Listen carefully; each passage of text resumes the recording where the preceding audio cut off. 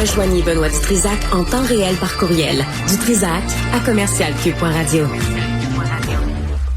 C'est reparti. Maxime Dolan est avec nous. Maxime, bonjour. Salut, Benoît. Bon, le chanteur Locke Merville va aller, s'en va en prison. Oui, il va aller réfléchir, puis clairement, ça fait pas son affaire. Parce que lui, il vient d'écoper d'une sentence de 2 ans d'emprisonnement pour agression sexuelle. Parce que lui, il considérait que ça méritait une peine de prison à domicile, cette affaire-là. Sais-tu quoi? Je pense qu'il est temps qu'on s'ajuste. Qu'on ajuste notre système juridique au Québec. Tu sais, je pense, ouais. Et qu'on demande aux gens qui sont trouvés coupables, c'est quoi la peine tu veux? Ouais. Ben, je pense que si la peine que tu demandes est tellement ridicule, on devrait t'en donner plus. Non? Non.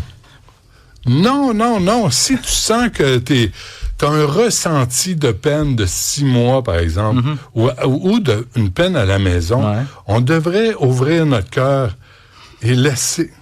OK, c'est correct. Le crime qu'il a commis, Locke Merville, ça s'est produit en l'an 2000 à Rimouski. Il vient de donner un spectacle dans le cadre des festivités de la Saint-Jean-Baptiste. Après, il s'en va boire une coupe de verre au bar. Il rencontre une fille, très courte interaction avec elle. Et là, il va probablement mettre de la drogue dans son verre. Ce qu'on sait, c'est qu'il l'a droguée.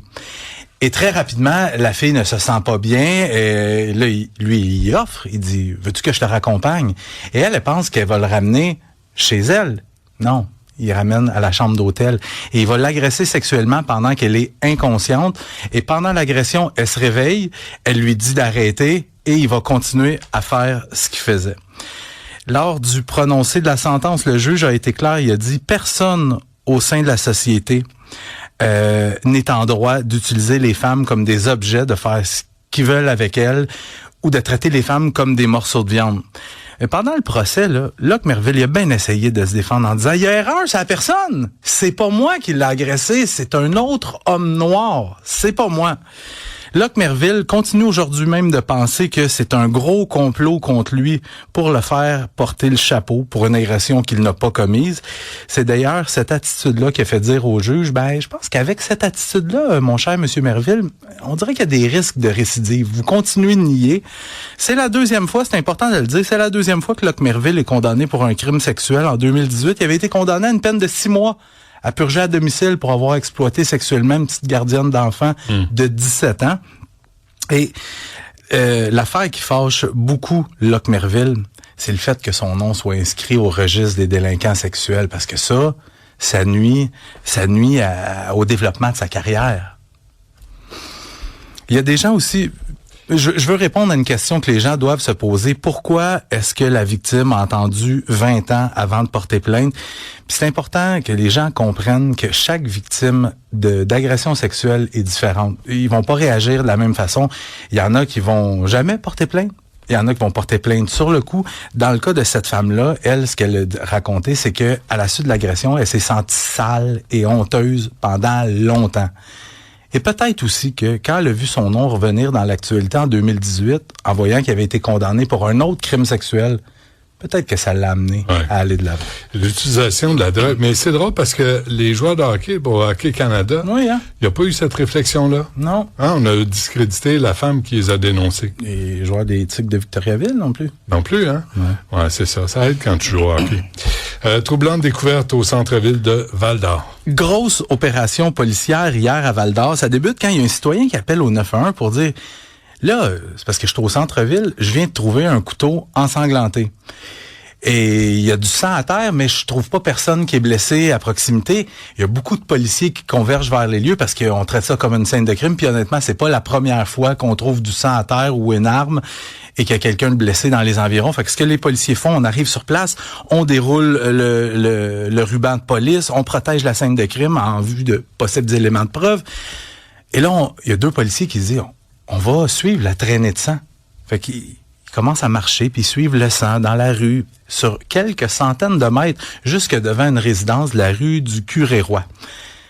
Et là, ils vont cogner à la porte. Ils s'attendent à trouver quelqu'un qui a été poignardé à l'intérieur. Ben non, toi. C'est le résident des lieux qui, plus tôt, durant la nuit, a trouvé un castor au centre-ville de Val-d'Or. Et il l'a égorgé sur la place publique en se disant, ça va me faire un bon repas, ça, pour plus tard cette semaine. Fait qu'il a ramené le castor chez lui.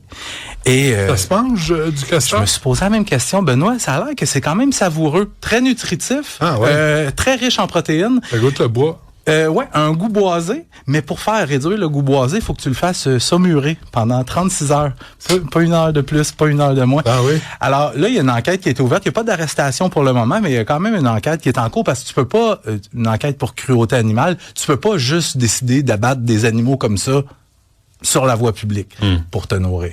Mais attraper un castor quand même. Hein? Faut le faire. C'est pas tout petit, en plus, hein? Pas moi qui aurais fait ça. Moi, je t'ai soufflé quand je monte les escaliers. Mais non, mais toi, les animaux, t'es aimes?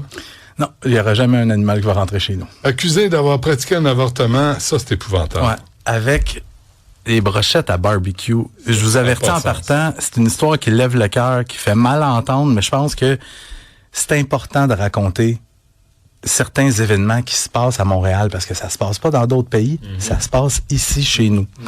Il y a un homme de 47 ans, il s'appelle Kali Boyongo Ngunda, qui subit présentement son procès pour avoir pratiqué un avortement clandestin à l'aide de brochettes à barbecue. Tu sais, les longs pics en bois que tu t'enfiles le poulet dessus là pour ton barbecue. Tout ça débute en janvier 2024 quand le frère de la victime appelle au 911 pour dire que sa sœur est victime de violences conjugales. Les policiers se rendent sur place, mais il y a une barrière linguistique parce que ce sont des gens qui viennent d'immigrer au Québec.